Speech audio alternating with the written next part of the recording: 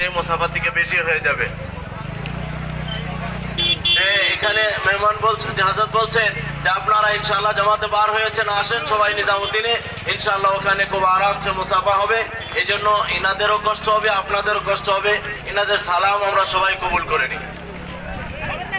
আসসালামু আলাইকুম ওয়া রাহমাতুল্লাহি তাআলা ওয়া বারাকাতুহু।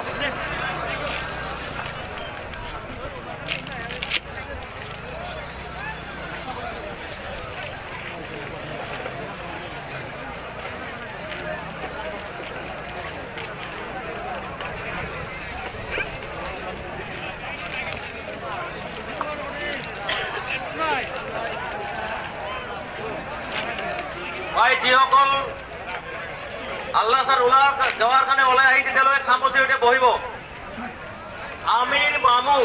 আমিৰ মামুৰ একেলগে বহিব। আজি জামাত থাকিব, কোনো হৰবৰি নাই। আপোনালোকে যিসকল আল্লাহ স্যাৰ যাবৰ কাৰণে ওলাই